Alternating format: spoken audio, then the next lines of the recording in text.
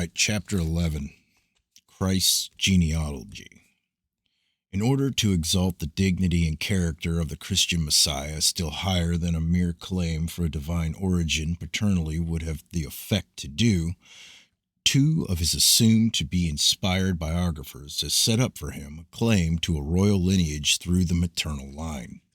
Hence, they tell us that he descended from and through a line of kings embracing the house of David. But in presenting the names and the number of generations in their attempts to make out this loyal distinction, this kingly exaltation of birth, they exhibit a most egregious bungle and the most barefaced tissue of discrepancies, for they not only differ widely with each other in this matter, but differ with the Old Testament genealogy and differ with those texts which give the maternal ancestry of Jesus. Indeed, though varying as wide as the poles from each other, they both miss Jesus and arrive at Joseph in tracing down the generations from Abraham, unless we assume they intended to represent Joseph as being the father.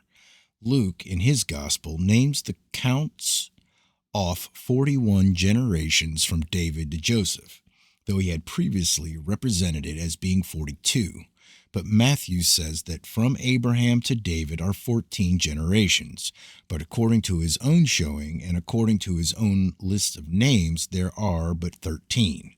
And then he tells us there are but 14 generations from David to the carrying away into Babylon, but according to the Old Testament genealogy, there were 18. And then the names comprised in the two genealogies of Matthew and Luke are so widely different from that found in Chronicles as to set all analogy and agreement at defiance. In fact, their whole listed names from David down to Joseph, they only come together twice.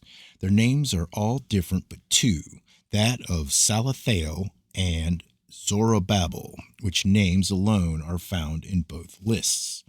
Matthew tells us that the son of David, through whom Joseph descended, was Solomon, but Luke says it was Nathan. The next name in Matthew's list is that of Robam, but the corresponding name in Luke's list is Mattathiah.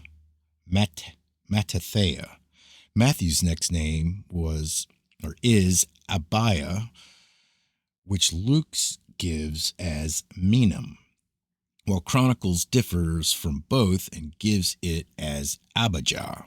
Matthew says Joram begets Ozias, but Chronicles virtually declares Joram had no such son, although he had a great-great-grandson, Uzziah.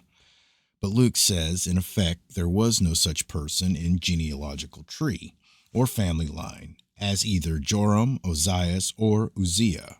Matthew says again, Josias begat Jeconias and his brethren about the time they were carried away to Babylon. But Chronicles declares that Jeconias, I can't say that word, Jeconias was Jehoiakim's son and not Josiah's, and that Josiah had no such son. And besides, we learn from 2 Kings that Josiah was killed 11 years before the exile to Babylon, and could not well beget a son after he had been defunct a tenth of a century. Matthew, after naming 24 generations as filling out the line and making it complete between David and Jacob, concludes by saying, "And Jacob begat Joseph, the husband of Mary."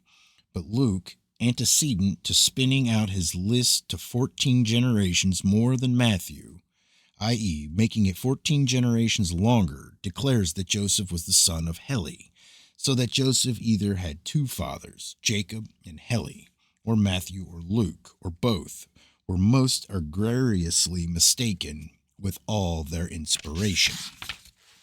Again, Luke says that Salathiel was the son of Neri, but Chronicles says he was the son of Jeconias. And after Chronicles had registered Zorobabel as the son of Peniah, Matthew and Luke, assuming to become wise above what was written, both declare that he was the son of Salathiel. They agree here in contradicting chronicles, which is the only instance but one of their agreement in the whole list of progenitors from David to Joseph. With this exception, they contradict each other all the way through, and in many instances that of Chronicles 2. This is a strange way indeed of proving Jesus Christ to have had two fathers, to be both the Son of God and the Son of David, and it is still stranger that they should trace his genealogy to Joseph, if they did not consider him Joseph's son. Otherwise, the genealogy of Sinbad the Sailor or Harry Holloway would have been as apropos.